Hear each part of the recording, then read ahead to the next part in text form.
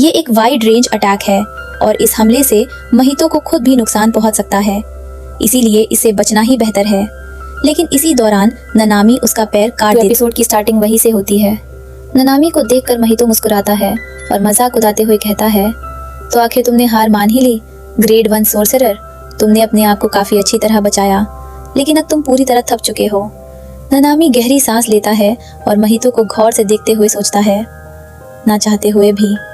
फिर अचानक महितो फौरन महसूस करता है, क्या इसकी श्रपित एनर्जी और ज्यादा बढ़ गई है। ननामी हंसी के साथ कहता है, तुम्हारी वजह से मुझे ओवर टाइम करना पड़ेगा। ओवर टाइम, महितो दिल ही दिल में सोचता है, एक टाइम बेस्ड बाइंडिंग वॉर। क्या इसने अब तक अपनी श्रापित एनर्जी जानबूझकर बचा कर रखी थी। महितो दिलचस्पी से मुस्कुराता है और कहता है, क्या बात है। ननामी पुरसुकून लहजे में अपनी टेक्निक समझाता है। वो बताता है कि उसकी रेशियो टेक्निक टारगेट के चारों तरफ 7-3 का रेशियो बनाकर उस जगह पर कमजोरी पैदा करती है। ये लाइन सिर्फ ऊंचाई या चौड़ाई तक महदूद नहीं होती, बल्कि वो किसी भी खास हिस्से जैसे सर, कंधा, हाथ या पैर को निशाना बना सकता है। सिर्फ जिंदा मखलूक ही नहीं, ये टेक्निक दूसरी चीजों पर भी असर करती है।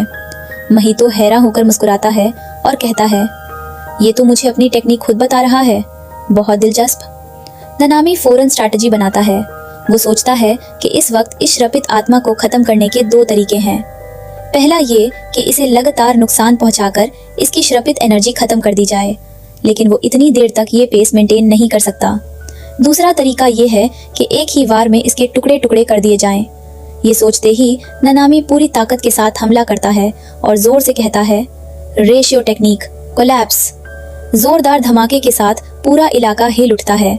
महितो धूल के बीच खरा मुस्कुराता है और कहता है, क्या बात है, क्या वो वाकई श्रपित एनर्जी थी जो मैंने महसूस की। मजा आ गया। महितो सोचता है कि ये उसकी एक्सपैंडेड टेक्निक है जो तबाह की हुई चीज को श्रपित एनर्जी के साथ मिला देती है। ये एक वाइड रेंज अटैक है और इस हमले से महितो को खुद भी नुकसान पहुंच सकता है, इसीलिए इसे बचना ही बेहतर है। लेकिन इसी दौरान ननामी उसका पैर काट देता है। ननामी पीछे होते हुए मुस्कुराता है और कहता है, अभी के लिए तुम्हें छोड़ रहा हूँ, अपना पैर जल्दी से ठीक कर लेना। अगर हम दोनों जिंदा रहे तो दोबारा जरूर मिलेंगे। ननामी वहां से चला जाता है और महितो गहरी सांस लेकर खामोश खड़ा रहता है। सीन बदलता है और यूजी बाहर खड़ा परेशान नजर आता है। वो आसपास देखते हुए पूछता है, क्या अभी अभी भूकंप आया था। जुनपे आराम से जवाब देता है, हाँ, जमीन जरूर हिलाई थी, शायद इंटेंसिटी 2 के करीब थी। यूजी अपना फोन देखते हुए परेशान होता है और कहता है, क्या करूं, इजीची मेरा कॉल ही नहीं उठा रहे। शायद मुझे तुमसे इतनी बात भी नहीं करनी चाहिए। वो कुछ देर सोचता है कि क्या इस तरह जुनपे से पूछताछ करना ठीक होगा। वैसे भी उसे जुजुत्सु टेक के बारे में बताना मना है। फोन लगातार रिंग करता रहता है, लेकिन कोई जवाब नहीं मिलता। यूजी परेशानी से कहता है, यार उठा भी लो। फिर मायूसी से कहता है, रुक जाओ, वापस आ जाओ, आखिर कॉल क्यों नहीं उठा रहे, चल क्या रहा है। जुनपे अचानक यूजी के यूनिफॉर्म के बटन को देखकर सोच में पड़ जाता है। उसे महितो की बात याद आती है, अगर तुम्हें कभी कोई ऐसा मिले जिसके बटन पर भी ये स्वर्ल बना हो तो उससे अच्छे से बात करना, क्योंकि वो भी एक जुजुत्सु सोर्सरर होगा। मुझे यकीन है तुम्हारी उससे अच्छी बनेगी। ये याद आते ही जुनपे दिल ही दिल में सोचता है, लेकिन जुजुत्सु सोर्सरर्स तो महितो के दुश्मन हैं। दूसरी सोचता है, मेरा शक और गहरा हो रहा है, शायद मुझे सीधा ही पूछ लेना चाहिए। यूजी संजीदगी से जुनपे से पूछता है, उस दिन थिएटर में तुम भी थे ना, जब वो 3 लोग मारे गए थे। क्या तुमने वहाँ कोई अजीब सी चीज देखी थी। जुनपे फौरन सिर हिलाकर कहता है, नहीं, मैंने कुछ नहीं देखा। ये अजीब चीजें भी मैं बस कुछ दिनों से ही देखने लगा हूँ। यूजी सुकून का सांस लेकर कहता है, समझ गया, बस मुझे इतना ही पूछना था। जुनपे हैरान होकर कहता है, बस इतना ही। यूजी मुस्कुराकर कहता है, अगर तुम बुरा ना मानो तो मेरे बॉस के आने तक रुक जाओ। जुनपे फौरन मुस्कुराता है और कहता है, ठीक है। माहौल हल्का हो जाता है और यूजी पूछता है, वैसे उस दिन थिएटर में कौन सी मूवी देखने गए थे। जुनपे जवाब देता है, एक पुरानी मूवी दोबारा चल रही थी, शायद तुम उसे नहीं जानते होगे। यूजी हंसकर कहता है, मैंने बहुत सारी मूवीज देखी हैं। जुनपे फौरन नाम लेता है, ह्यूमन अर्थ 1-3। यूजी कहता है, वैसे मुझे वो बहुत बोरिंग लगी, और उसकी वजह से मेरी काफ़ी पिटाई भी हुई। जुनपे हैरानी से कहता है, पिटाई हुई? हाँ, मूवी बोरिंग थी, लेकिन सिर्फ एक स्प्लैटर फिल्म ही तो थी। जुनपे मुस्कुराता है और कहता है, शायद गलती हमारी थी कि हमने उससे बहुत ज़्यादा एक्सपेक्ट कर लिया था। यूजी फौरन कहता है, लेकिन उसका दूसरा पार्ट कमाल का था। जुनपे हाँ में हाँ मिलता है और कहता है, बिल्कुल, सीरीज को समझने के लिए शायद पूरी ट्रिलॉजी देखनी पड़ती है। जुनपे दिलचस्पी से समझाता है, पहले लगता है ह्यूमन अर्थ वन दो भी बाकी पार्ट्स जैसी होगी, लेकिन असल में वो एक परफेक्शनिस्ट के इमोशंस को दिखाती है जो सब कुछ छोड़ चुका होता है। यूजी हंसकर कहता है, अच्छा, इसीलिए मैं उसे पूरी देख पड़ा। जुनपे बताता है, पहले मुझे समझ ही नहीं आया था कि मूवी में खास क्या है, इसीलिए मैंने उसे 3 बार और देखा। हालांकि उसमें दिखाया गया खून बहुत हकीकत जैसा लगता था। यूजी हंस पड़ता है और कहता है, तुमने तो वाकई इसे दिल से ले लिया। जुनपे फिर पूछता है कि यूजी, तुम्हें मूवीज बहुत पसंद है? यूजी जवाब देता है कि पिछले कुछ दिनों से किसी वजह से बहुत मूवीज देख रहा है, लेकिन थिएटर में नहीं जाता। जुनपे हैरान होकर पूछता है कि क्यों? यूजी मुस्कुराता है और कहता है कि एक अच्छी मूवी का असली मजा थिएटर में ही आता है। घर पर देखना आसान जरूर होता है, लेकिन उसका इम्पैक्ट उतना नहीं होता। मुझे तो याद भी नहीं कि मैं आखिरी बार थिएटर कब गया था। यूजी फौरन कहता है कि अगली बार जब तुम जाओ मुझे भी साथ ले चलना। फिर अचानक याद आता है कि जुनपे के पास उसका नंबर ही नहीं है। वो फोन निकल कर कहता है कि लो, मेरा नंबर सेव कर लो। जुनपे फोन पकड़कर पूछता है कि एक सेकंड, इसमें फ्रेंड्स ऐड कैसे करते हैं? इतने में योशिनो नागी खुशी खुशी रूम में आती हैं और मुस्कुराते हुए कहती हैं, अरे जुनपे, तुम यहाँ हो? जुनपे फौरन अपनी माँ को देखकर कहता है, मॉम। नागी यूजी की तरफ देखकर पूछती है, ये नया दोस्त है? जुनपे हल्का सा शर्मा कर कहता है, हम अभी मिले हैं, लेकिन बात करते करते लग रहा है जैसे बहुत पुराने दोस्त हों। योशिनो नागी हांसी के साथ कहती हैं, उम्मीद है तुम दोनों बेस्ट फ्रेंड्स बन जाओगे। जुनपे अचानक उनके हाथ में सिगरेट देखकर याद दिलाता है, मॉम, आपने प्रॉमिस किया था कि स्मोक करना छोड़ देंगी। नागी मुस्कुराते हुए माफी मांगती हैं और कहती हैं, हाँ याद है, मैंने प्रॉमिस किया था कि तुम्हारे सामने स्मोक नहीं करूंगी। फिर प्यार से यूजी की तरफ देखकर पूछती हैं, तुम्हारा नाम क्या है? यूजी अदब से जवाब देता है, मेरा नाम यूजी इटोदोरी है। नागी फौरन मुस्कुराती हैं और कहती हैं, लगता है आज कुछ चटपटा बनाना पड़ेगा। यूजी खुशी से कहता है, मुझे चटपटा बहुत पसंद है। नागी हंसी के साथ कहती हैं, मैं तो आज ग्रीन ओनियन सूप बनाने वाली थी। जुनपे यूजी को डिनर की दावत देते हुए पूछती हैं, क्या तुम हमारे साथ डिनर करोगे? जुनपे जल्दी से कहता है, नहीं मॉम, उन्हें परेशान मत कीजिए। नागी मजाकिया अंदाज में पूछती हैं, क्या मेरी कुकिंग तुम्हें परेशानी लगती है? फिर यूजी से प्यार से पूछती हैं, कोई चीज है जिसे तुम्हें एलर्जी हो या जो तुम्हें पसंद ना हो? यूजी मुस्कुरा कर सर हिला देता है और कहता है, नहीं, ऐसी कोई बात नहीं। इसी वक्त दूर कहीं महितो हल्का सा मुस्कुराता है और गेटो को देखकर कहता है, जितना सोचा था वो ग्रेड 1 सोर्सरर उससे कहीं ज्यादा सरफिरा निकला। गेटो जवाब देता है, लगता है तुम दोनों ने वाकई जबरदस्त लड़ाई की है। गेटो की बातें याद करते हुए महितो मुस्कुराता है और कहता है कि उसने उससे बहुत कुछ सीखा। उसने ये सीखा कि चाहे जो भी हो जाए, जब तक उसकी आत्मा बरकरार है उससे कुछ नहीं हो सकता। श्रपित एनर्जी उसकी ताकत को और बढ़ा देती है और उसे लगता है कि अब उसे किसी से भी कोई खतरा नहीं। वो खुशी से कहता है कि चाहे अपनी आत्मा का आकार जितना भी बदल ले, अगली बार और नए एक्सपेरिमेंट्स करेगा। फिर महितो आराम से गेटो से कपड़े मांगता है। गेटो माजरत करते हुए कहता है कि उसके पास कपड़े नहीं हैं। इतने में गेटो हैरानी से पूछता है कि जो लड़ रहा था वो गया कहाँ? महितो बेपरवाही से जवाब देता है कि पता नहीं, वो कह रहा था कि वापस जा रहा है, लेकिन शायद यहीं दफन हो जाए। सीन बदलता है और इजीची फोन पर इताडोरी से बात करते हुए उसे बताता है कि तुम योशिनो जुनपे के घर पर हो और ये जगह थोड़ी खतरनाक है। इताडोरी बेपरवाही से जवाब देता है कि इतनी टेंशन मत लो, हम डिग्निटी करने जा रहे हैं। ये सुनते ही इजीची की आवाज संजीदा हो जाती है। वो कहता है कि मैं अभी वहां पहुंच रहा हूँ, अगर तुम्हें जरा सी भी गड़बड़ लगे तो फौरन वहां से निकल जाना। फोन बंद होने के बाद इजीची सोचता है कि अगर थिएटर मर्डर्स में योशिनो का हाथ हुआ भी तो उसे नहीं लगता कि वो इतादोरी को खत्म कर सकता है, लेकिन सुपरवाइजर होने के नाते उससे महसूस होता है कि उससे बहुत बड़ी गलती हो गई है। वो दिल ही दिल में सोचता है कि गोजो को तो किसी तरह समझा लेगा, क्योंकि वो काफी रिलैक्स्ड मिजाज का है। लेकिन अगर ननामी को ही अपनी इस गलती का एहसास इतना है, तो अगर किसी और को पता चल गया तो बहुत मुश्किल होगी। फिर हल्का सा मजाक करते हुए कहता है कि शायद वो रो पड़े और इस उम्र में दूसरों के सामने रोना नहीं चाहता, इसलिए उसे जल्दी निकालना होगा। इसी दौरान इजिची घबराए हुए फोन उठाता है। ननामी कहता है कि उसने अपनी लोकेशन भेज दी है और जितनी जल्दी हो सके आकर उसे ले जाया जाए। वो बताता है कि वो जुजुत्सु टेक वापस जाकर इयरी से ट्रीटमेंट लेना चाहता है। इजिची फौरन पूछता है कि क्या हालत सीरियस है। ननामी जवाब देता है कि नहीं, जान को कोई खतरा नहीं। इजिची सुकून का सांस लेते हुए कहता है कि ठीक है, वैसे भी वो इतादोरी से मिलने जा रहा है और उसके बाद उसे लेने आ जाएगा। ननामी फिर पूछता है कि क्या इतादोरी तुम्हारे साथ नहीं है। इजिची परेशान होकर दिल ही दिल में सोचता है कि बेवकूफ, उसे ये बात क्यों बता दी। सीन फिर ननामी की तरफ चला जाता है, जहां महितो के साथ लड़ाई चल रही होती है। महितो मुस्कुराते हुए ननामी से कहता है कि उसने बहुत प्रैक्टिस की है और ननामी उसके एक्सपेरिमेंट के लिए बिल्कुल परफेक्ट है। वो खुशी से कहता है कि लगता है आज उसकी किस्मत बहुत अच्छी है। दूसरी तरफ ननामी सोचता है कि ये श्रपित आत्मा अभी सिर्फ एक बच्चा है, शायद उसे इस रूप में आए ज्यादा वक्त नहीं हुआ और वो अपनी नई आज़ादी का मजा ले रहा है।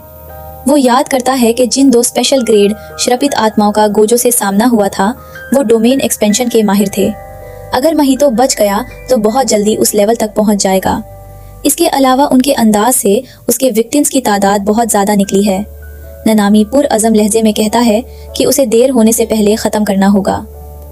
सीन दोबारा जुनपेई के घर आता है, जहां योशिनो नागी हंसी मजाक के माहौल में एक कहानी सुना रही होती हैं। वो मुस्कुराते हुए बताती हैं कि फिर तकाशी ने पूरे कॉन्फिडेंस के साथ कहा कि ये किसी एलियन का बॉडी पार्ट लगता है, जहरीला भी हो सकता है, सब पीछे हटो और इसे छूना मत। फिर वो जोर से हंसकर बताती हैं कि जब उन्होंने उसे उठाया तो पता चला कि वो लंच में खाई हुई नूडल का एक टुकड़ा था। जुनपे हैरानी से पूछता है कि वाकई सिर्फ नूडल का टुकड़ा था। फिर मुस्कुराते हुए कहता है कि मॉम, आपने बहुत ज्यादा पी ली है। योशिनो नागी जोर से हंस पड़ती हैं और यूजी की तरफ देखकर कहती हैं कि देखा, नूडल का टुकड़ा था। फिर जुनपे मजाक में यूजी से कहता है कि ये पीने के बाद ऐसी ही अजीब हरकतें करती हैं। यूजी अचानक पुरानी फिल्म का डायलॉग बोलते हुए कहता है, बसंती बसंती, इन कुटौन के सामने मत नाचना। जुनपे फौरन पहचान कर मुस्कुराता है और पूछता है, ये तो शोले का डायलॉग है ना। यूजी खुशी से कहता है, बिल्कुल सही जवाब, ये मूवी का नाम पहचानने का क्लू था। जुनपे हंसकर कहता है, मैं तो पहले समझ ही नहीं पाया। यूजी फिर मजाकिया अंदाज में दूसरा क्लू देता है, 2.5 किलो का हाथ। ये सुनते ही दोनों हंस पड़ते हैं। थोड़ी देर बाद योशिनो नागी प्यार से जुनपे से पूछती है, आज फिर स्कूल नहीं गए। फिर मुस्कुराते हुए कहती हैं, कोई बात नहीं, जाना मत जाना, तुम्हारी उम्र के बच्चे हर बात को बहुत सीरियसली लेते हैं। स्कूल बस एक छोटा सा एक्वेरियम है, जबकि उसके बाहर बहुत बड़ा समंदर है, जहां तुम जहां चाहो तैर सकते हो। फिर हंसी के साथ पूछती हैं, देखा कितना अच्छा डायलॉग मारा, पसंद आया। वो प्यार से यूजी की तरफ देखकर कहती हैं, अच्छा अब मुझे अपनी मॉम के बारे में बताओ, वो कैसी हैं। यूजी हल्का सा उदास होते हुए जवाब देता है, सच कहूँ तो मैं कभी अपनी माँ से मिला ही नहीं। हाँ, अपने डैड की कुछ ढूंढली यादें जरूर हैं और मैं अपने ग्रैंडपा के साथ रहता था। ये सुनकर योशिनो नागी अफसोस का इजहार करती हैं। इसी वक्त यूजी का फोन बजता है। वो फौरन उठकर कॉल रिसीव करता है। उन कहता है, हाँ मैं ठीक हूँ, हम पपी वाले थे, ठीक है 2 घंटे बाद मिलते हैं, बाय। फोन रखने के बाद जुनपेई संजीदगी से यूजी से पूछता है, तुम एक जुजुत्सु सोर्सरर हो ना। यूजी सीधा जवाब देता है, हाँ। जुनपेई कुछ देर खामोश रहने के बाद पूछता है, क्या तुमने कभी किसी को मारा है। यूजी फौरा इनकार करते हुए कहता है, नहीं। जुनपेई फिर कहता है, लेकिन किसी न किसी दिन तुम्हें जुजुत्सु सोर्सर के तौर पर लोगों से लड़ना पड़ेगा, तब तुम क्या करोगे। यूजी पुरअज़म लहजे में जवाब देता है, मैं फिर भी किसी की जान नहीं लेना चाहता। जुनपेई हैरान होकर पूछता है, क्यों, वो तो बुरे लोग होंगे। यूजी गहरी सोच के साथ कहता है, अगर मैंने एक बार किसी की जान ले ली तो मेरी जिंदगी में लोगों को मारना एक ऑप्शन बन जाएगा। फिर जिंदगी की कीमत समझना मुश्किल हो जाएगा और जिन लोगों की मैं परवाह करता हूँ शायद उनकी अहमियत भी मेरे दिल में कम हो जाए। और इसी बात से मुझे सबसे ज्यादा डर लगता है। जुनपे धीमी आवाज में कहता है, मेरे लिए तो लोगों के पास दिल ही नहीं होते। इसी सोच ने मुझे बचाया और मुझे ताकत दी। यूजी उसकी बात सुनकर संजीदगी से कहता है, अगर किसी को मारना अपनी आत्मा को मैला करने के बराबर है तो मैं कभी किसी की जान नहीं लेना चाहता। सीन अचानक खामोश हो जाता है। योशिनो नागी सोफा पर सोती हुई नजर आती है। कुछ देर बाद वो आंखें खोलकर उठती हैं और सोचती हैं, लगता है यूजी अपने घर चला गया। वो वक्त देखकर कमरे की सफाई करने लगती हैं, लेकिन अचानक उनकी नजर एक अजीब चीज पर पड़ती है। हैरान होकर वो उसे उठाती हैं और देखते ही समझ जाती हैं कि ये सुकूना की एक उंगली है। सीन फोरा इन्वेस्टिगेशन रूम में शिफ्ट हो जाता है, जहां एक रिपोर्ट दी जा रही होती है। रिपोर्ट में बताया जाता है कि सतोज आकुरा हाई स्कूल के वाकया के बाद योशिनो जुनपेई के घर से उसकी मां योशिनो नागी की लाश के साथ सुकूना की एक अनसील्ड उंगली भी मिली, जो शायद उसके बाएं हाथ की छोटी उंगली थी। अंदाजा लगाया जाता है कि श्रापित आत्माओं ने इसी उंगली की वजह से योशिनो नागी पर हमला किया। रिपोर्ट में यह भी बताया जाता है कि उनकी बॉडी का आधा हिस्सा गायब था। मौका बड़ावत पर खून का कोई निशान नहीं मिला, जबकि उनकी लाश बेडरूम में मिली। ब्लैंकेट हटाने पर वहां सिर्फ कूल पैक्स और आइस बैग्स नजर आए। सीन फिर हॉस्पिटल की तरफ बदलता है, जहां इतादोरी उदास लहजे में ननामी से कहता है, आप समझते हैं कि मैं सिर्फ आपके रास्ते में आऊंगा, लेकिन चोट तो आपको लगी है। अगली बार मुझे अपने साथ ले जाइए। उसकी बात खामोशी से सुनता रहता है और इतादोरी के चेहरे पर साफ नजर आता है कि वो खुद को इस सब का जिम्मेदार समझ रहा है। आने वाले लम्हों में उसके लिए ये मिशन सिर्फ एक इन्वेस्टिगेशन नहीं, बल्कि एक बहुत बड़ी जिम्मेदारी बनने वाला है। ननामी संजीदगी से जवाब देता है कि उसका पार्टनर अब नहीं रहा, और जब ये सब हुआ तब वो उसके साथ भी नहीं था। यूजी उदासी से पूछता है, क्यों नहीं? ननामी हल्का सा मुस्कुरा कर कहता है, क्योंकि तुम अभी बस एक बच्चे हो। फिर वो यूजी की तरफ देखते हुए कहता है, तुम ताकतवर हो, इसलिए जितना हो सके दूसरों की मदद करने की कोशिश करो, लेकिन इस बार नहीं, इस बार मुझे खुद जाना होगा। यूजी फौरा रोकने की कोशिश करता है और कहता है, आप नहीं जा सकते। वो पैचवर्क शापित आत्मा लोगों का रूप बदलकर उनका इस्तेमाल करती है और उनमें से कुछ लोगों को बचाया ही नहीं जा सकता। ननामी उसकी आंखों में देखकर कहता है, अगर तुम इस रास्ते पर चलते रहे तो एक दिन ऐसा जरूर आएगा जब तुम्हें किसी की जान लेनी पड़ेगी, लेकिन अभी वो वक्त नहीं आया। यूजी धीमी लेकिन मजबूत आवाज में दोबारा कहता है, मैं फिर भी किसी की जान नहीं लेना चाहता, क्योंकि इसी बात से मुझे सबसे ज्यादा डर लगता है। आखिर में ननामी उसके कंधे पर हाथ रखकर तसल्ली देता है और कहता है, बस इतना याद रखो, तुम अभी एक बच्चे हो, ये तुम्हारी गलती नहीं है। फिर ननामी पुरसुकून लहजे में कहता है, फिलहाल तुम योशिनो जुनपेई पर नजर रखो।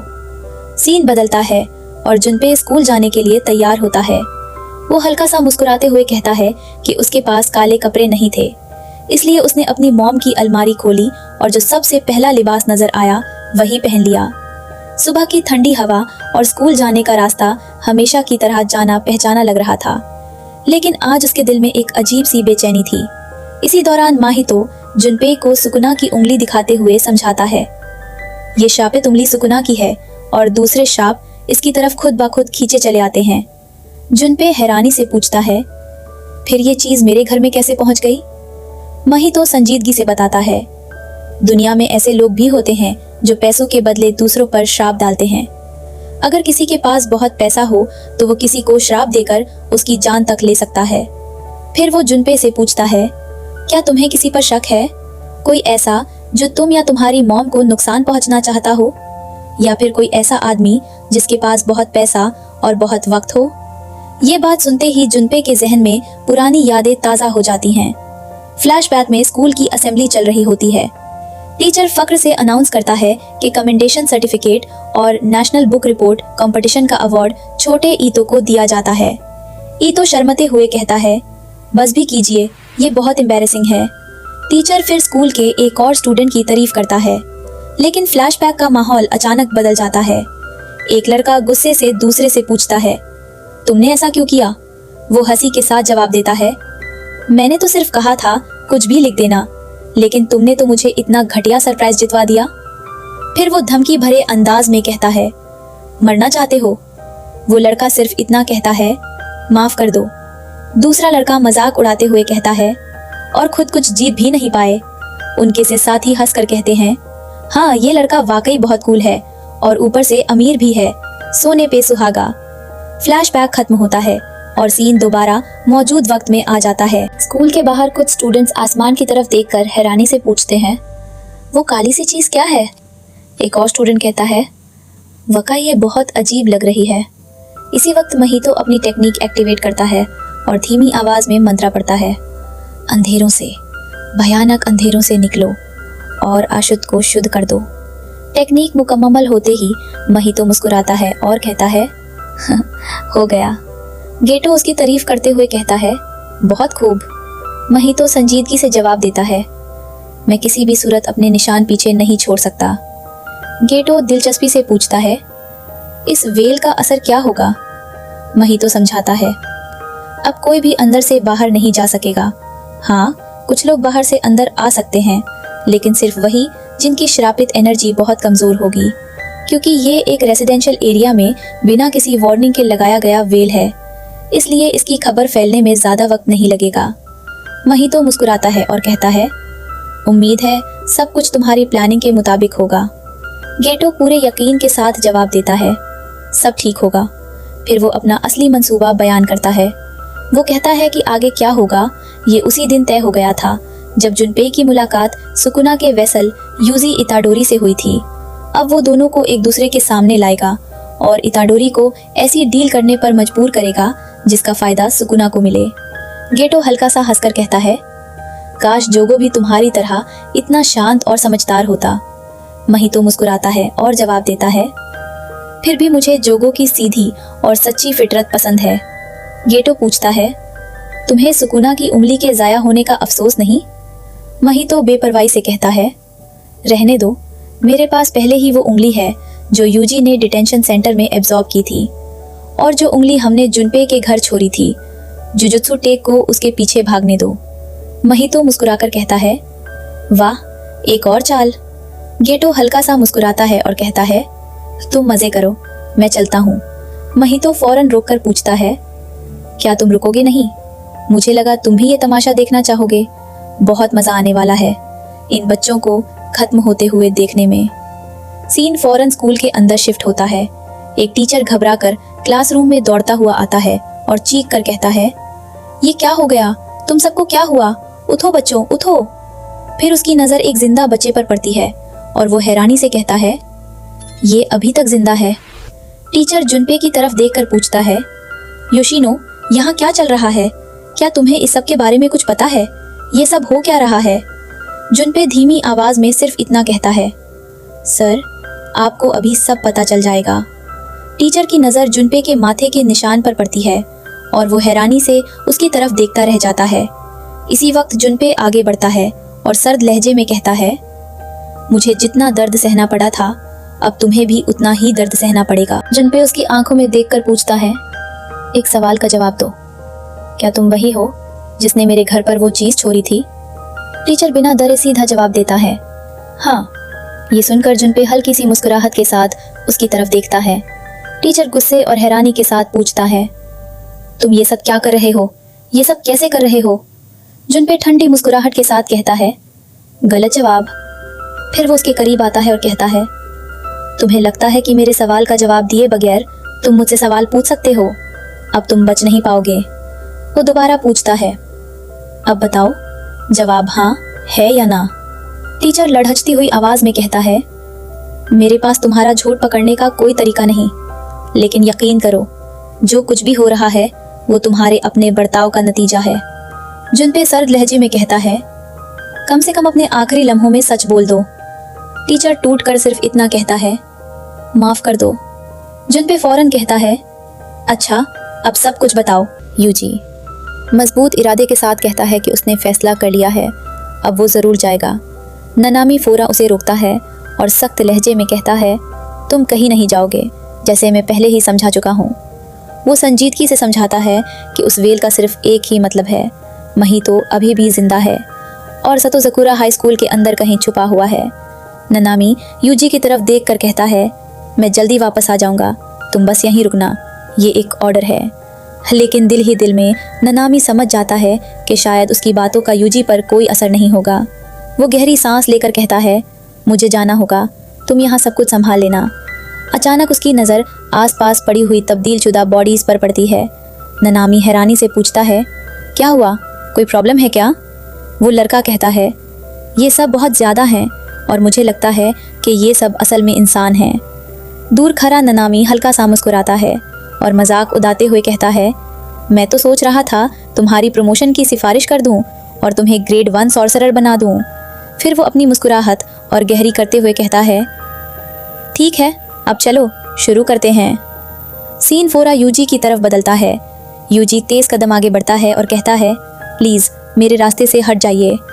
इजीची उसका नाम लेकर पुकारता है, ए यूजी। फिर नरमी से कहता है, ऐसी बात मत करो, हमारा काम दूसरों की मदद करना है और तुम भी, चाहे अभी स्टूडेंट हो, इसी जिम्मेदारी का हिस्सा हो, इताडोरी।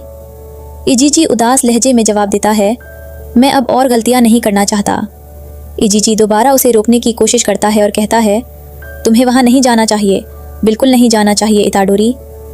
यूजी धीमी आवाज़ में सिर्फ इतना कहता है, मुझे माफ़ कर दीजिए। ये कहकर वो फौरन वेल के अंदर दौड़ पड़ता है। सीन स्कूल के अंदर शिफ्ट होता है। यूजी जुनपेई को देखते ही गुस्से से चीखता है, ये तुम क्या कर रहे हो, रुक जाओ जुनपेई। जुनपेई बिल्कुल परसुकून लहजे से जवाब देता है, जुजुत्सु सर, बीच में मत आना। इसी वक्त जुनपेई अपना जेलीफिश शिगामी मून रेग्स समन करता है।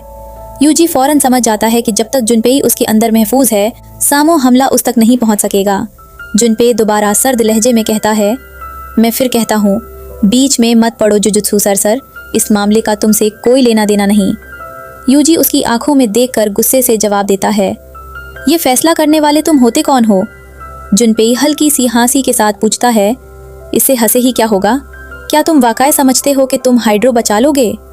फिर वो ठंडे लहजे में कहता है, एक जिनी की कीमत इतनी भी ज्यादा नहीं होती। जुनपेई अपनी सोच बयान करते हुए कहता है कि लेफा कहते रहते हैं कि स्पोर फी सेंस हैं, लेकिन असल में उनका दिल सिर्फ उनकी आत्मा का एक हिस्सा है। ये सब एक ग्रापे है। वो यूजी की तरफ देखकर कहता है, किसी को भी कोई हक नहीं। जुनपेई यूजी की तरफ देखकर मुस्कुराता है और कहता है, अब तुम जाकर आराम करो, मुझे अपने कुछ अधूरे काम पूरे करने हैं। फिर महितो जुनपेई की श्रापित तकनीक की तारीफ करते हुए समझाता है कि उसकी टेक्निक जहर पर मबनी है। वो अपनी श्रापित एनर्जी से जहर पैदा करता है और उसका शिकिगामी उसे बाहर निकलता है। महितो यकीन के साथ कहता है कि बहुत जल्द जुनपेई जहर की ताकत और उसके साइज को भी कंट्रोल करना सीख जाएगा। वो आगे कहता है कि एक आम जुजुत्सु सॉर्सरर को ये सब सीखने में बहुत वक्त लगता है, लेकिन मैं तुम्हें सब कुछ सिखाऊंगा ताकि तुम फौरन लड़ सको। महितो मुस्कुराकर कहता है, जुनपेई तुम में असल टैलेंट है। ये सब सुनकर यूजी फौरन जुनपेई से पूछता है, तुम आखिर किसे यकीन दिलाने की कोशिश कर रहे हो? जुनपेई अपने शिकिगामी मून रेग से हमला करता है, लेकिन उसका जहर यूजी पर कोई असर नहीं करता। ये देखकर वो हैरा रह जाता है और कहता है, क्यों, मून रेग्स का जहर इस पर काम क्यों नहीं कर रहा? जुनपेई गुस्से और उलझन में बार बार पूछता है, तुम मेरे रास्ते में क्यों आ रहे हो, क्यों क्यों? इसी दौरान यूजी हवा में उछल जाता है। जुनपेई फौरन सोचता है कि अब वो हवा में है, इस बार वो बच नहीं पाएगा। वो अपने दिल में फैसला करता है कि यही उसका बेहतरीन मौका है। यूजी के ज़मीन पर उतरने से पहले ही उसे हमला कर देना चाहिए, लेकिन यूजी उसकी तरफ देखकर पूरी खलास लहजे में कहता है, जुनपेई तुम जो भी मुझसे कह रहे हो, मुझे उसमें से कुछ भी समझ नहीं आ रहा। वो आगे कहता है कि अगर तुम अपनी बात को सही साबित करना चाहते हो तो जितनी मर्जी वजहें दे दो, चाहे अपने शिकिगामी से मुझ पर 100 बार सीधा हमला ही क्यों ना कर दो, लेकिन इस तरह तुम सिर्फ खुद को यकीन दिलाने की कोशिश कर रहे हो कि तुम जो कर रहे हो वो सही है। यूजी संजीदगी से कहता है कि वो नहीं जानता जुनपेई ऐसा क्यों कर रहा है, लेकिन उसे यकीन है कि उसके पास कोई ना कोई वजह ज़रूर होगी। फिर वो धीमी आवाज़ में पूछता है, लेकिन क्या उस वजह के लिए अपनी पूरी ज़िंदगी बर्बाद कर देना वाकई सही होगा? यूजी जुनपेई की आंखों में देखकर पूछता है, क्या इंसान का दिल वाकई सिर्फ एक धोखा है? क्या तुम ये बात अपनी मॉम के सामने भी कह सकते हो? ये सुनते ही जुनपेई का चेहरा बदल जाता है। वो टूटी हुई आवाज़ में कहता है, लोगों के पास दिल नहीं होते। फिर धीरे से कहता है, अगर ऐसा ना होता तो इसका मतलब होता कि लोगों ने मुझे और मेरी मॉम को अपने उन्हीं दिलों से श्राप दिया था, और अगर मैं ये मान लूँ तो फिर मेरे लिए उस दर्द को बर्दाश्त करना नामुमकिन हो जाएगा। फिर मुझे कभी समझ ही नहीं आएगा कि सही क्या है और गलत क्या। यूजी हैरानी से जुनपे की तरफ देखकर पूछता है, तुमने मुझे टच क्यों नहीं किया? फिर वो हल्का सा मुस्कुराता है और शर्मिंदगी के साथ कहता है, माफ़ करना, बिना सोचे समझे मैं फिर से बहुत बारी बारी बातें करने लग गया। यूजी नरमी से जुनपे की तरफ देखकर कहता है, मुझे बताओ तुम्हारे साथ क्या हुआ। मैं वादा करता हूँ अगर तुम सब कुछ बता दोगे तो मैं तुम पर हमला नहीं करूँगा। फिर उसकी आवाज़ भर आती है और वो धीरे से कहता है, प्लीज़ तुम्हारी मॉम अब इस दुनिया में नहीं रही। यूजी जुनपे को उम्मीद देते हुए कहता है, जुजुत्सु टेक ज्वाइन कर लो, तुम्हें वहाँ बहुत अच्छे टीचर्स मिलेंगे और ऐसे दोस्त भी जिन पर तुम भरोसा कर सकते हो। वो पूर्ण उम्मीद लहजे में बात जारी रखता है, अगर हम सब मिलकर काम करें तो जिसने भी तुम्हारी मॉम को श्राप दिया है हम उसे ज़रूर ढूंढ निकालेंगे और उसके बाद तुम उसे उसके किए की सज़ा दे सकोगे। यूजी अपना हाथ जुनपे की तरफ बढ़ाता है और कहता है, चलो मिलकर लड़ते हैं जुनतेई। इसी लम्हे माहितो दूर खड़ा उन दोनों को देखकर मुस्कुराता है। वो दिल ही दिल में हैरानी से सोचता है, ये आखिर है कौन? क्या ये वाकई एक इंसान है? फिर उसके होठों पर हल्की सी मुस्कुराहट आती है। माहितो कहता है, मिलकर अच्छा लगा, लेकिन ऐसा लगता है कि ये सुकुना का वेसल है। माहितो की नज़र बदलते ही यूजी को फौरन उसका असली इरादा समझ आ जाता है। यूजी घबरा कर जुनपे की तरफ हाथ बढ़ाता है और ज़ोर से चीखता है, भाई रुक जाओ, ऐसा मत करो। उसी लम्हे यूजी को सब कुछ समझ आ जाता है। वो दिल ही दिल में खुद को मलामत करते हुए सोचता है कि वो कितना बड़ा बेवकूफ़ था जो पहले नहीं समझ सका। पैचवर्क चेहरे वाली इंसान जैसी श्रपित आत्मा, ये बिल्कुल वैसी ही है जैसा ननामी ने बताया था। यूजी फौरन जुनपे को बचाने की कोशिश करता है और ज़ोर से कहता है, जल्दी यहाँ से निकल जाओ, मुझे परवाह नहीं कि तुम इसे जानते हो या नहीं, इस वक्त सिर्फ भागो, यहाँ से भाग जाओ। जुनपे बिल्कुल पुरसुकून लहजे में यूजी की तरफ देखकर कहता है, इदोरी शांत हो जाओ। फिर वो जुनपे की तरफ देखकर मुस्कुराता है और कहता है, माहितो बोलता है, पता है जुनते, वैसे तो तुम बहुत स्मार्ट हो, लेकिन कभी कभी ज़रूरत से ज़्यादा सोचना इंसान के फैसले खराब कर देता है और तुम्हारे साथ भी बिल्कुल यही हुआ है। फिर वो मजाक उड़ाते हुए कहता है, सच कहूँ मुझे तो लगता है कि तुम उतने ही बेवकूफ़ हो जितना तुम बाकी लोगों को समझते हो। ये सुनते ही जुनपे का चेहरा बदलने लगता है। माहितो सर्द लहजे में कहता है, अब तुम नहीं। वो अपनी टेक्निक एक्टिवेट करता है, आइडल ट्रांसफिगरेशन। एक ही पल में जुनपे की बॉडी बुरी तरह मुरहने लगती है और उसकी चीखें पूरे कमरे में गूंजने लगती है। माहितो खौफनाक मुस्कुराहट के साथ कहता है, अब राउंड 2 शुरू। यूजी की आंखें खौफ से फैल जाती हैं। वो जुनपे की तरफ दौड़ते हुए चीखता है, जुनपे खुद पर काबू रखो, मैं तुम्हें ठीक कर सकता हूँ। जुनपे की हालत देखकर यूजी के जहन में सिर्फ एक ही नाम आता है। वो बेचैनी से पुकारता है, सुकुना, सुकुना। अचानक यूजी अपनी अंदर की दुनिया में पहुंच जाता है। सुकुना बेपरवाही से उसकी तरफ देखकर पूछता है, अब क्या हुआ? यूजी घुटनों के बल गिरकर बेचैनी से सुकुना से कहता है, मैं सब कुछ करूँगा, तुम मेरे साथ जो चाहे कर सकते हो, मैं हर चीज़ के लिए तैयार हूँ, बस जुनपे को बचा लो। जिस तरह तुमने मेरा दिल ठीक किया था उसी तरह उससे भी ठीक कर दो। सुकुना ठंडी मुस्कुराहट के साथ सीधा जवाब देता है, मेरा बिल्कुल मन नहीं कर रहा। ये सुनते ही यूजी का चेहरा गुस्से और मायूसी से भर जाता है। वो कुछ कहने ही वाला होता है कि सुकुना जोर जोर से हंसने लगता है। वो मजाक उड़ाते हुए कहता है कि लगता है तुम हमारी उस डील को पूरी तरह भूल ही गए हो।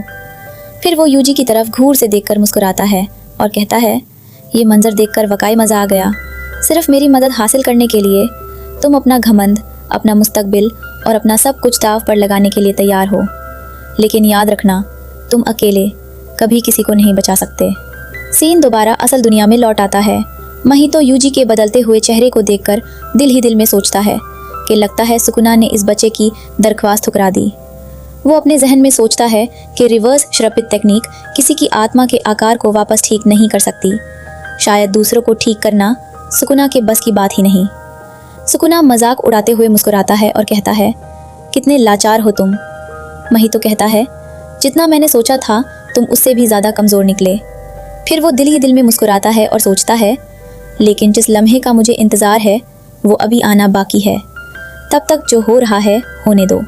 यूजी अचानक जुनपे की तरफ देखकर मुस्कुराता है और कहता है, अब याद आया, आखिर ये दोनों भी तो श्रप ही हैं। इसी लम्हे जुनपे की बॉडी पूरी तरह टूट कर बिखर जाती है। यूजी सन्न रह जाता है।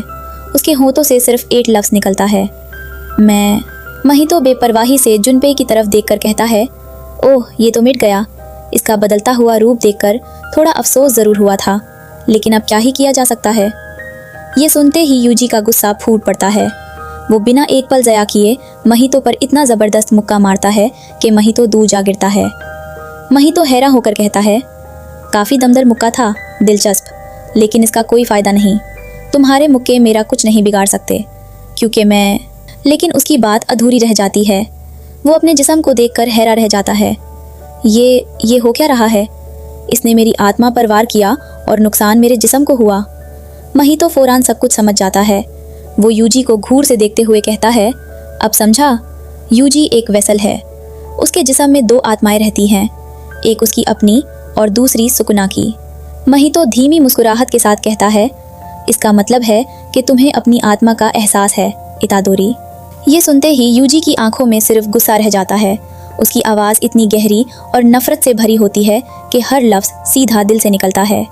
वो धीरे से कहता है, मैं तुम्हें ख़त्म कर दूंगा। महितो मजाक उड़ाते हुए मुस्कुराता है और पूछता है, मतलब तुम मुझे मिटा दोगे जुजुत्सु सोर्सर? महितो दिल ही दिल में गेटो की प्लानिंग याद करता है। वो सोचता है कि इतादोरी को अपनी ज़िंदगी की कोई परवाह नहीं, लेकिन गेटो चाहता है कि हॉस्टेजेस के ज़रिए उसे एक एक्सटर्नल पैक्ट करने पर मजबूर किया जाए। अगर इतादोरी के सामने कोई ऐसा दुश्मन हो जिसे वो सख्त नफरत करता हो लेकिन उसे मार ना सके, तो वो मजबूरन सुकुना की मदद मांगेगा। महितो अपनी प्लानिंग को आगे बढ़ाते हुए सोचता है कि अगर सिर्फ जुनपे काफ़ी नहीं हुआ तो वो एक एक करके हर स्टूडेंट को इतादोरी के सामने तब्दील करता जाएगा। नफरत और गुस्से में इतादोरी आखिरकार सुकुना के साथ समझौता कर लेगा, और अगर सब कुछ प्लानिंग के मुताबिक हुआ तो शायद सुकुना भी औद के साथ मिल जाए। ये तो सोने पे सुहागा होगा। लेकिन महितो फौरन समझ जाता है कि इसके लिए उसका इतादोरी से ज़्यादा ताकतवर होना ज़रूरी है, यानी उसकी और इतादोरी की दुश्मनी कभी ख़त्म नहीं हो सकती। दूसरी तरफ यूजी महितो की हर हरकत को गौर से देख रहा होता है।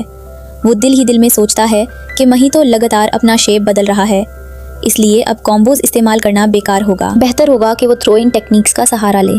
आज जब उसे महितो के हमले का तरीका समझ आ गया है, तो महितो के लिए अपना जिस्म ज़रूरत से ज़्यादा बारा बनाना सिर्फ एक बेवकूफ़ी होगी। यूजी अपनी मुठियाँ मजबूती से बंद करता है और दिल ही दिल में फैसला कर लेता है कि अगर बात ऐसी है तो चाहे मुझे 100 बार हमला करना पड़े या 1000 बार, मैं रुकने वाला नहीं। मैं इस पर लगातार वार करता रहूँगा जब तक इसकी धज्जियाँ ना उड़ा दूँ। दूसरी तरफ महितो अपना जिस्म दोबारा बदलने लगता है। वो खौफनाक मुस्कुराहट के साथ कहता है, अब मैं ऐसा रूप इख्तियार करूँगा जो सिर्फ कत्ल के लिए बना हो, जिसकी हर चीज़ की बुनियाद ही कत्ल हो। अब देखो। ये कहकर वो अपनी बॉडी को और भी ज़्यादा डरावने आकार में तब्दील कर लेता है। फिर यूजी की तरफ देखकर मुस्कुराता है और कहता है, चलो देखते हैं तुम कितनी देर तक टिक पाते हो। महितो मजाक उड़ाते हुए कहता है कि अब तक तो बहुत से लोग कब के हार मान चुके होते, लेकिन दिल ही दिल में वो भी एहतियात करता है। वो सोचता है कि उसे अपना जिस्म ज़रूरत से ज़्यादा स्ट्रेच नहीं करना चाहिए, क्योंकि ऐसा करने से वो खुद कमज़ोर हो जाता है। फिर वो यूजी को देखकर कहता है, तुम मुझे हरा नहीं पाओगे तो क्यों ना सीधा सुकुना से ही बात कर ली जाए।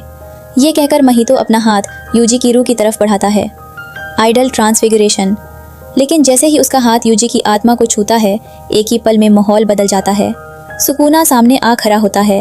उसकी आंखों में खौफनाक मुस्कुराहट चमक रही होती है। वो सर्द लहजे में कहता है, तेरी इतनी ज़रूरत कि तूने मेरी आत्मा को हाथ लगाया। महितो एक पल के लिए जम जाता है। सुकुना धीरे धीरे उसके करीब आता है और कहता है, सिर्फ इसलिए कि हम दोनों पहले ही इस लड़के का मजाक बना चुके हैं, मैं इस बार तुम्हें बख्श देता हूँ, लेकिन ऐसी गलती दोबारा मत करना। फिर सुकुना अपनी खौफनाक नज़र महितो पर जमा करके कहता है, अपनी औकात कभी मत भूलना, श्रपित कीड़े। महितो फौरा अपना हाथ वापस खींच लेता है। असल दुनिया में लौटते ही यूजी उसकी तरफ गुस्से से देख कर कहता है, मैं उसमें कभी नहीं बदलने वाला, मैं तुम्हें पहले ही बता चुका हूँ। फिर उसकी आवाज़ और सख्त हो जाती है, तुमने जो कुछ भी किया है उसके लिए मैं तुम्हें कभी नहीं छोड़ूंगा। इसी वक्त ननामी स्कूल के अंदर पहुंच जाता है। वो महितो को देखकर ठंडे लहजे में कहता है, महितो तुम्हारी खबर तो बाद में लूँगा, पहले मुझे बताओ यहाँ क्या हुआ है। यूजी उदास नज़रों के साथ जवाब देता है, 2 लोग मर गए और मैं उन्हें नहीं बचा सका। ननामी एक पल के लिए यूजी को देखता है, और दिल ही दिल में सोचता है कि ये लड़का हमेशा दूसरों की फिक्र करता रहता है। फिर वो नरमी से पूछता है, मुझे बताओ तुम्हारी हालत कैसी है। यूजी हल्का सा मुस्कुराने की कोशिश करता है और कहता है, मैं ठीक हूँ, लेकिन इसने मेरे जिस्म के जख्म और गहरे कर दिए हैं, ये बिल्कुल अच्छा नहीं हुआ। फिर उसे एक और बात याद आती है। वो फौरन कहता है, और हाँ, स्कूल जिम के अंदर जितने भी स्टूडेंट्स हैं वो सब जिंदा हैं, लेकिन सब के सब बेहोश पड़े हैं। दूर खड़ा महितो उन दोनों की बातें सुनकर हंस पड़ता है। वो मजाक उड़ाते हुए कहता है, अरे वाह, तुम्हें जिंदा देखकर अच्छा लगा मिस्टर रेशियो। लगता है उस दिन हम दोनों ही बच निकले थे, तो क्यों ना इस मुलाकात की खुशी में एक दूसरे को गले ही लगा लें। ननामी अचानक महितो की तरफ गौर से देखता है और यूजी से पूछता है, इतादोरी, उसकी नाक से खून क्यों बह रहा है। यूजी जवाब देता है, क्योंकि मैंने इसे मारा था। ननामी पूछता है, कब मारा। यूजी कहता है, लड़ाई की शुरुआत में। ननामी पूछता है, क्या इसने भी तुम पर हाथ उठाया। यूजी कहता है, ननामी कहता है, मेरे वार इस पर काम नहीं करने वाले। यूजी पूछता है, क्या, लेकिन क्यों। ननामी कहता है, वो सब मैं तुम्हें बाद में समझा दूंगा। या तो इसकी टेक्निक यूजी पर काम नहीं करती, या फिर किसी वजह से इसे यूजी को मारना नहीं है। दोनों बातों से हमें ही फायदा होगा। ननामी आगे कहता है, लेकिन पहले कुछ ऐसा करना होगा कि ये हिल ना सके। जैसे ही हमें सही मौका मिलेगा, हम इस पर वार करना शुरू कर देंगे। इसे आज और इसी वक्त ख़त्म करना होगा। वहीं तो मुझे इस यूजी पर भी नज़र रखनी होगी और इस साथ 3 जादूगर को भी ठिकाने लगा दूंगा। मुझे लगा था इस चाल से दोनों ढेर हो जाएंगे, पर ये दोनों तो बच गए, और बचने के बाद ये इस रूप के कमज़ोर हिस्सों को काट रहे हैं। ये तरीका इन पर काम नहीं करेगा, कुछ और करना होगा। ननामी कहता है, दरअसल ये अपना रूप बदलने से ठीक पहले यूजी श्रापित एनर्जी जमा करता है। महितो कहता है, सही कहा, भले ही मैंने खुद को छोटा बना लिया है, लेकिन यूजी अभी भी मुझे एक ही वार में ख़त्म कर सकता है। एक यही दुश्मन है जो मेरी टक्कर का है, मुझे थोड़ी देर के लिए उसे बिजी करना होगा। ननामी देखता है कि माहितो ने इंसानों के बदले हुए रूप को अब तक संभाल कर रखा था। माहितो चीख कर कहता है, गुलाबी बालों वाले जोकर को मार दो। माहितो कहता है, मुझे ये अच्छे से पता था कि यूजी इंसानों को नहीं मारेगा। चलो चलो, और अब मैं तुम्हें बदल कर उसे तुमसे लड़वाऊंगा। देखते हैं तब वो रोटा है या नहीं। वो बेवकूफ़ है और अपने उसूलों की वजह से सच्चाई नहीं देख सकता। ननामी जवाब देता है, नहीं, तुम गलत कह रहे हो, क्योंकि अब वो सच्चाई का सामना करना सीख चुका है। अगर देखा जाए तो असल में बेवकूफ़ तुम बने हो। यूजी गुस्से से कहता है, तुमने उन्हें मार डाला। माहितो दिल ही दिल में सोचता है, इन्हें मेरी चाल समझ में आ गई है। इनके वार करने से पहले मुझे अपना रूप बदलना होगा। ये मुझे रूप बदलने का मौका नहीं दे रहे हैं। ये तो मेरे लिए एक नया और अनोखा एहसास है। क्या मैं मारने वाला हूँ? यकीना अब मैं बना पाऊंगा। फिर माहितो कहता है, चलावे की दुनिया, अनोखे हाथों से बना परफेक्ट शरीर। ननामी हैरानी से कहता है, ये क्या? माहितो कहता है, इस वक्त मैं सच में तुम्हारा एहसानमंद हूँ। यूजी गुस्से में चिल्लाता है, मैं तुम्हें नहीं छोड़ूंगा। फिर यूजी हैरानी से सोचता है, वो सिर्फ ननामी सर को अंदर क्यों ले गया? यूजी सिचुएशन को समझते हुए कहता है, इस तरह तो ननामी कहता है, ये एक डोमेन है, एक ऐसी डोमेन जो श्रपित एनर्जी से बनती है। ननामी आगे समझाता है, इसमें इन शैतानों की स्पेशल टेक्निक का वार खाली नहीं जाता। ये जुजुत्सु जादूगरी का वो मुकाम है जहाँ मैं अभी तक पहुँच नहीं पाया। ननामी कहता है, जाहिर सी बात है, ये अपनी श्रापित टेक्निक से अपने शिकार की आत्मा के साथ छेड़छाड़ करके उसका रूप बदल देता है, और इस डोमेन में इसका वार खाली नहीं जाएगा। ननामी हैरानी से सोचता है, इसका मतलब ये है कि मैं अभी इसके हाथ पर ही खड़ा हूँ। ननामी अपने पास्ट को याद करते हुए कहता है, जुजुत्सु जादूगर बेकार होते हैं। उन्हें हमेशा दूसरों के लिए जान देने को तैयार रहना होता है, और कभी कभी अपने साथियों से भी वही करवाना पड़ता है। इसीलिए मैंने जुजुत्सु से अपना नाता छोड़ दिया था। सच कहूँ तो मैं वहाँ से भाग गया था। एक कस्टमर ननामी से पूछता है, आपको कैस्क्रो बहुत पसंद है? ननामी जवाब देता है, हाँ। कस्टमर कहता है, हाँ, आप तो इसे हमेशा खरीदते हैं ना? ननामी कहता है, हाँ, सही कहा, मेरे यहाँ के सुपरमार्केट में आजकल ये सब नहीं मिलता। फिर वो लड़की कहती है, लेकिन हमारी बेकरी का सबसे अच्छा है। ननामी कहता है, बेकरी का है तो बेहतर ही होगा। लड़की हल्का सा मुस्कुराकर कहती है, अच्छा तो आप तारीफ नहीं करेंगे? ननामी कहता है, अपना ख्याल रखिएगा सर। ननामी फ्लाई हेड को देखते हुए सोचता है, इसे छोड़ दूं तो भी कोई फर्क नहीं पड़ेगा। फिर ननामी रुक कर सोचता है, लेकिन अगर मार दिया तो वो लड़की मुझे डरावना तांत्रिक समझेगी। सीन ननामी के ऑफिस में बदलता है। ननामी कहता है, हेलो मेरे दोस्तों, टारगेट कंप्लीट हो रहा है ना? मैनेजर एम्प्लॉयज़ को समझाते हुए कहता है, जब लोग अपने पैसे हमारे भरोसे लगाते हैं तो इसका मतलब ये है कि हमें उनके रिस्क और अपने प्रॉफिट के बीच बैलेंस बनाकर काम करना है। शुरुआत में कुछ भी स्पेशल करने की ज़रूरत नहीं है, बस ये याद रखना कि क्लाइंट्स के साथ हमेशा ईमानदारी से काम करना है। एम्प्लॉय जवाब देता है, ठीक है। ननामी अपने मैनेजर को देखकर कहता है, ननामी? मैनेजर कहता है, हमेशा कानून मंत्री क्यों बन जाते हो? नए लड़के को ऐसे डराओ मत। फिर मैनेजर नए एम्प्लॉय से कहता है, ए नए लड़के, तुम सबसे पहले और सबसे ज़्यादा कंपनी के फ़ायदे के बारे में सोचो। कंपनी का फ़ायदा होगा तो क्लाइंट्स खुश रहेंगे। मैनेजर मजाकिया अंदाज में कहता है, भले ही हमें क्लाइंट्स को फंसाकर उनके बेकार के स्टॉक्स बेचने पड़े, है ना? एम्प्लॉय जवाब देता है, हाँ और क्या। मैनेजर कहता है, हम दिन रात मार्केट रिसर्च में कितनी मेहनत करते हैं, हम इतना तो कर ही सकते हैं। फिर वो नानामी से कहता है, समझ रहे हो ना नानामी, तुम्हारा यहाँ दूसरा साल है, तुम तेज़ हो। मैनेजर गंभीर होकर कहता है, पर अपने पुराने उसूल छोड़ दो, पता है मुझे तुमसे कितनी उम्मीदें हैं। नानामी अपने दिल की बात सोचते हुए कहता है, मैं ऐसा इंसान हूँ जिसे नहीं लगता कि हमारी ज़िंदगी का कोई ख़ास मकसद होना चाहिए। मैं बस 40 साल की उम्र तक ढेर सारे पैसे कमाना चाहता हूँ और ऐसे देश में ज़िंदगी बिताना चाहता हूँ जहाँ ज़्यादा खर्चा ना होता हो। मुझे स्कूल से निकले 4 साल हो गए हैं, लेकिन मैं हर वक्त पैसों के बारे में ही सोचता रहता हूँ। अगर पैसे हों तो मुझे श्रपित शक्तियों या दूसरे इंसानों से कोई मतलब नहीं। नानामी के जहन में बस एक ही बात घूमती है, पैसा पैसा पैसा पैसा, मुझे बस ढेर सारे पैसे चाहिए। एक लड़की फिक्र से पूछती है, आप ठीक तो है ना? आपकी नींद पूरी नहीं होती क्या?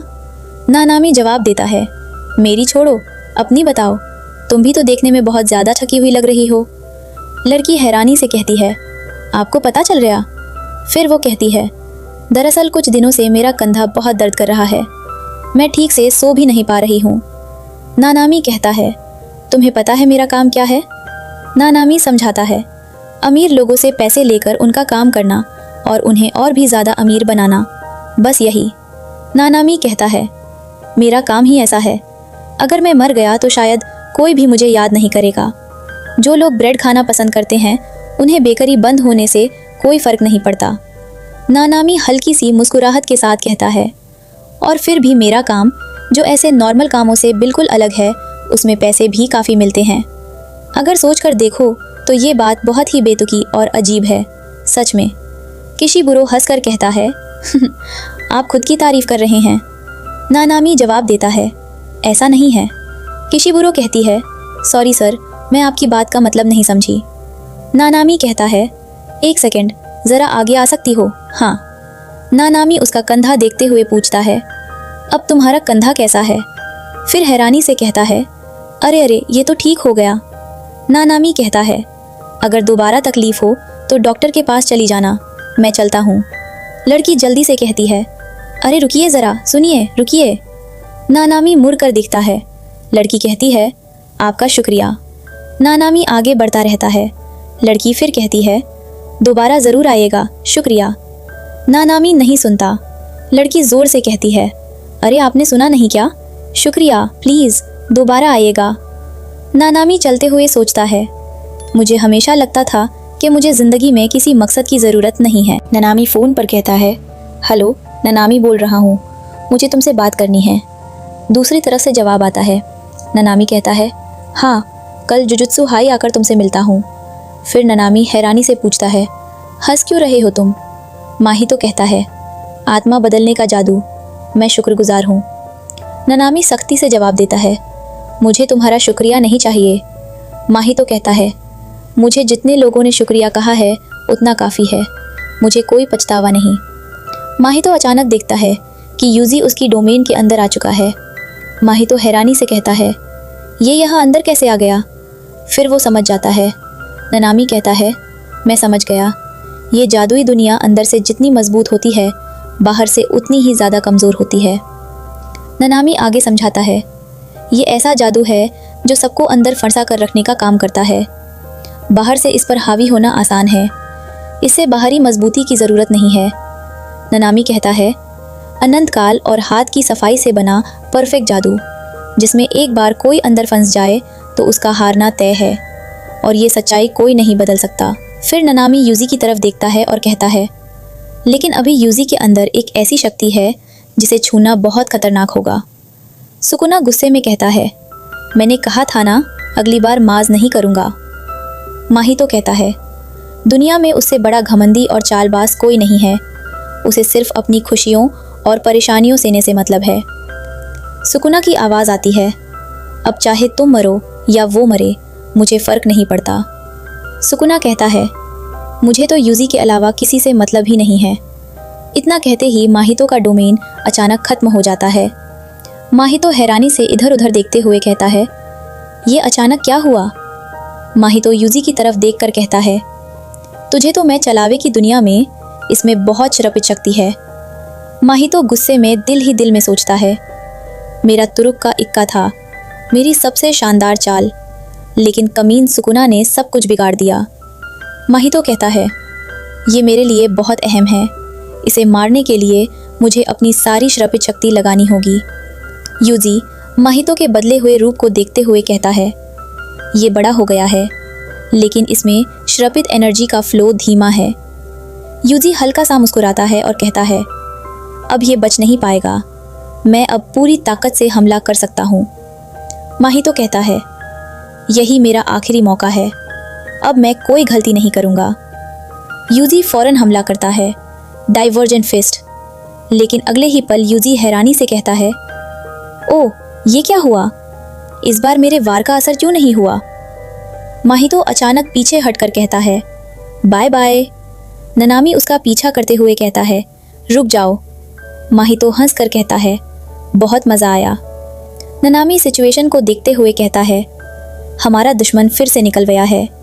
फिर ननामी दूसरों को हुक्म देता है, मेरी लोकेशन से साउथ ईस्ट तक सारा इलाका अच्छे से छान मारो, अभी तो उसे तुम भी ख़त्म कर सकते हो, चलो उसका पीछा करते हैं। यूजी हैरानी से पूछता है, क्यों जी? अचानक यूजी महसूस करता है कि उसका जिस्म हिल नहीं रहा। वो गुस्से में कहता है, मैं हिल क्यों नहीं पा रहा? मुझे हर हाल में उस कमीने को मारना है, मुझे उसकी जान लेनी है। यूजी पूरी ताकत लगाते हुए कहता है, मैं, चलो उठाओ। ननामी परेशान होकर कहता है, छोड़ूंगा नहीं। फिर ननामी यूजी की तरफ देखकर पूछता है, क्या हो गया तुम्हें यूजी? दूसरी तरफ माहितो गुस्से में सुकुना के बारे में सोचते हुए कहता है, वो था श्रापित शक्तियों का राजा सुकुना।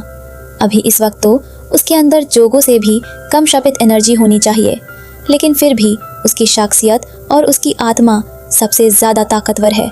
मुझे पूरा यकीन है कि भले ही हम सब खत्म हो जाएं, लेकिन अगर सुकुना उठ गया तो शापित शक्तियों का राज कायम हो जाएगा। माहितो गुस्से में कहता है, लेकिन मेरा तो बैंड बज गया, मेरा बस यही मन कर रहा है कि उस यूजी को अपने हाथों से मार दूं। फिर वो संजीदगी से कहता है, बहुत गुस्सा आ रहा है, लेकिन अब चाहे जो भी हो, भले ही मैं उसके शरीर को ना मार सकूं, उसकी आत्मा को बार बार ज़रूर मार सकता हूँ। माहितो सोचते हुए कहता है, तो अगली बार मैं उसे कैसे मारूं? सीन दूसरी तरफ शिफ्ट होता है। ननामी यूजी से कहता है, मैंने तुम्हें आराम करने को कहा था ना? यूजी हैरानी से पूछता है, आप मुझे कुछ सिखाएंगे नहीं? ननामी जवाब देता है, अब उस इंसान को मैं क्या सिखा सकता हूँ जिसने मेरी जान बचाई है? यूजी हैरानी से कहता है, मैंने आपको बचाया? ननामी समझाते हुए कहते हैं, वो पैचवर्क वाला शैतान अपनी शपित तकनीक से आत्मा पर हमला करता है। जैसे ही तुम उसकी श्रापित दुनिया में प्रवेश हुए, उसने तुम्हारी आत्मा को छू लिया, इसी वजह से मेरी जान बच गई। यूजी उदास होकर कहता है, लेकिन मैं तो सुकुना को बाहर नहीं ला पाया। ननामी जवाब देते हैं, सुकुना बाहर नहीं आया, हमारा दुश्मन तुम्हारे अंदर गया था। यूजी बात समझते हुए कहता है, यानी मैंने आपकी जान नहीं बचाई, सुकुना के घमंड ने बचाई। यूजी कुछ देर खामोश रहने के बाद ननामी से कहता है, ननामी सर, मैंने आज एक इंसान की जान ली है। मैं मानता हूँ कि मौत को कोई रोक नहीं सकता, लेकिन कम से कम लोगों की मौत सही तरीके से तो हो। मैं बस यही चाहता था, इसीलिए मैं हमेशा ये कोशिश करता था कि किसी की जान गलत तरीके से ना जाए। लेकिन आज खुद किसी की जान लेने के बाद मुझे कुछ समझ नहीं आ रहा कि सही मौत क्या होती है। ननामी शांत अंदाज में कहते हैं, देखो, ये बात तो मैं भी नहीं जानता। अगर अच्छे लोगों का सुकून से मरना और बुरे लोगों को मौत की सज़ा मिलना सही तरीका है, तब भी दुनिया में अच्छे और बुरे लोगों का फ़र्क करना आसान नहीं। मौत हम सबकी आखिरी मंजिल है, लेकिन हम सबको एक जैसी मौत नहीं मिलती। सबको अच्छी मौत नसीब हो, इस बात का ख्याल रखना बहुत मुश्किल है। ननामी यूजी को देखकर कहते हैं, मैं तो नहीं कहूँगा कि तुम ऐसा करो। फिर ननामी हल्का सा मुस्कुरा कर कहते हैं, लेकिन फिर भी मैं जानता हूँ कि तुम ऐसा ही करोगे, है ना? ननामी गंभीर होकर कहते हैं, ऐसा करने के चक्कर में अपनी जान मत गंवाना, जैसे आज मुझे बचाने के चक्कर में तुम अपनी जान गंवा सकते थे, क्योंकि आगे जाकर और बहुत सारे लोगों को तुम्हारी ज़रूरत पड़ेगी, क्योंकि अब तुम एक जुजुत्सु सॉर्सरर हो, समझे? सीन स्कूल में बदलता है, जहाँ एक टीचर एक स्टूडेंट को फॉर्म देते हुए कहता है, अपना फॉर्म भरने के बाद इस बॉक्स में डाल देना, और हाँ, नाम लिखने की ज़रूरत नहीं है। टीचर सख्त लहजे में कहता है, बताओ, जुनपेई को जो चोट लगी थी वो तुम्हारी वजह से लगी थी ना? बोलो। एक स्टूडेंट घबरा कर कहता है, जब हम उसे पीते थे तब तो आप हमेशा चुपचाप बैठे रहते थे, तो आखिर अब ये इंक्वायरी क्यों कर रहे हैं सर? वो आगे कहता है, वो स्कूल और शहर छोड़कर चला गया है ना, तो क्या फ़र्क पड़ता है? ज़रा मेरी हालत देखिए, मैं उस दिन से अपना बायां हाथ हिला तक नहीं पा रहा हूँ। टीचर सख्ती से जवाब देते हैं, अभी हम सिर्फ तुम्हारे गुनाहों की बात कर रहे हैं, और ये सब जो भी हो रहा है तुम्हारे उन्हीं गुनाहों की सज़ा मिल रही है। स्टूडेंट गुस्से में पूछता है, तो आपको सज़ा कब मिलेगी? टीचर शांत अंदाज में कहते हैं, मेरी बारी भी आएगी, लेकिन फ़िलहाल मुझे अपनी पुरानी गलतियों को सुधारना है। टीचर कहते हैं, तुम्हें भी और मुझे भी, हम दोनों को ही याद रखना चाहिए कि जुनपेई के साथ जो भी गलत हुआ उसमें हम दोनों की ही गलती है। टीचर उस स्टूडेंट को वार्निंग देते हुए कहते हैं, मैं तुम पर नज़र रखूँगा, समझे? यूजी खुद से कहता है, मुझे नहीं पता सही तरीके की मौत क्या होती है, तो कम से कम जब तक मैं ये समझ ना लूँ। फिर यूजी अपने इरादे के साथ कहता है, और उसे मार ना दूँ, अगली बार मैं हारूंगा नहीं। सीन बदलता है और मेगुमी के बनाए हुए मीट बॉल्स टेबल पर रखे होते हैं। एक लड़की हैरानी से कहती है, ये मीट बॉल्स तो लाजवाब हैं, किसने बनाए हैं? मेगुमी जवाब देता है, ये मैंने बनाए हैं, इन्हें बनाना बहुत आसान है। नोबारा हैरानी से कहती है, फुशिगुरो, तुम्हें खाना बनाना आता भी है? एक और आवाज़ कहती है, मुझे तो नहीं लगता। मेगुमी हंसते हुए कहता है, नहीं आता, ये मीट बॉल्स बनाना मुझे यूजी ने सिखाया। नोबारा हैरानी से कहती है, ओह अच्छा, ये उसकी याद दिलाएंगी। फिर वो मीट बॉल्स का टेस्ट करते हुए कहती है, मुझे तो ये बहुत लाजवाब लग रहे हैं। गोजो कहता है, ये मीट बॉल्स तो बहुत टेस्टी हैं। यूजी कहता है, ओह, इन्हें बनाना तो बहुत ही ज़्यादा आसान है। फिर वो कहता है, फुशिगुरो भी इसे बना लेता है, मैंने जो सिखाया है। सबके दरमियाँ यूजी की याद का एहसास होता है। आखिर में यूजी कहता है, मैं उन दोनों से मिलने को बहुत बेताब हूँ। और इसी के साथ ये एपिसोड यहीं ख़त्म हो जाता है। अगर आपको ये वीडियो पसंद आई हो तो वीडियो को लाइक और शेयर करना मत भूलना, और चैनल को सब्सक्राइब ज़रूर करें। मिलते हैं नेक्स्ट वीडियो में, बाय।